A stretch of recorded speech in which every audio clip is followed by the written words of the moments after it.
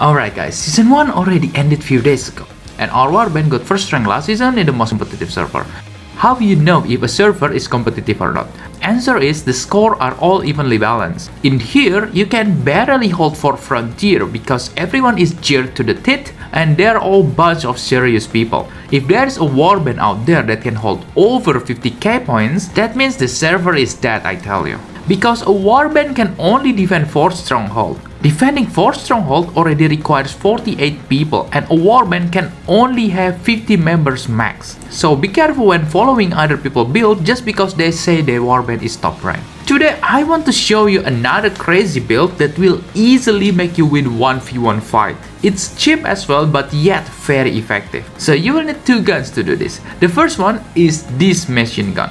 Everyone has this. It's a free gun that you get from opening mystical crate in Broken Delta. And the second gun that you will need is this backfire shotgun. You can buy it for just 2k star crown.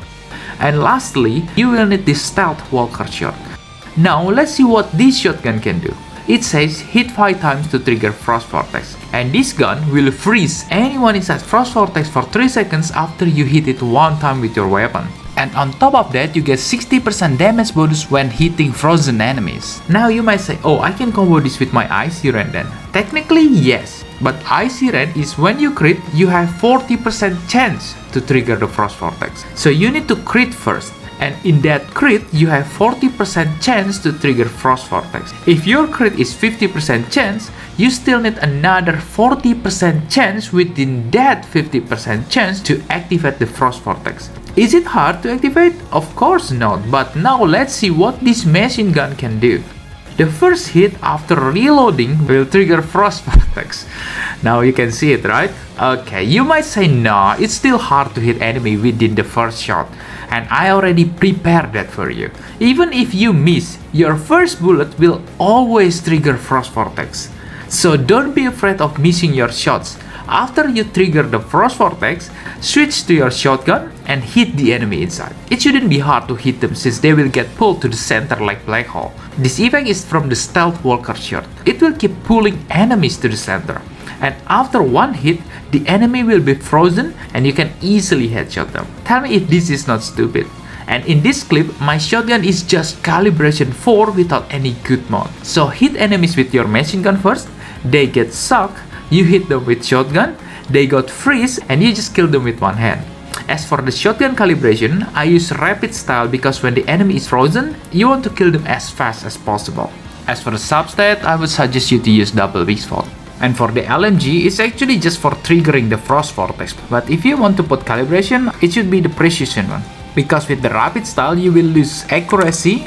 As for stabilized style, we don't need stability because we won't be aiming down sight with this gun.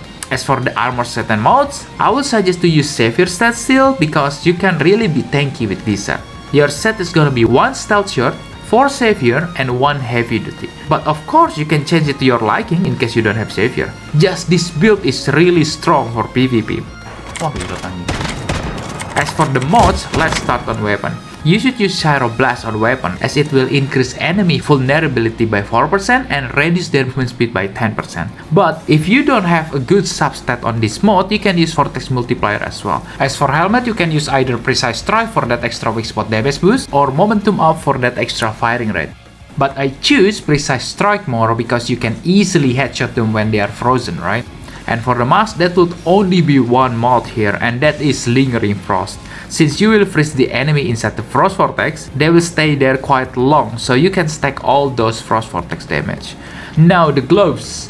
You should use Munition Amplifier since we don't build crit for this setup. As for shoes, it will be the same like my bingo build, either covered advance or slow and steady. Just see which mod you have better substat and you're good to go. Alright, for top is Life Force Boost. Resist Advantage is actually good if it's not buggy. Before, every time we switch weapon, the stack is gone. So it's not kinda useless, but it's very useless. Lastly, for the bottom, either Bullet Siphon or Life Force Boost. They are not the best, but there is no better mod out there right now. Bullet Siphon is okay, you will get 5% damage boost even if you haven't started shooting. Then every 5 bullets after, you get extra 4% weapon damage boost. But yeah, enemies should be dead before you shoot 5 bullets on them. So you're just taking advantage of that 5% weapon damage boost from this mod. Or you can use Life Force Boost for extra tankiness. Alright, have fun guys using this build. And tell me how's your experience with it later. Okay, hope this video helps. Thank you guys for watching. See you guys next time.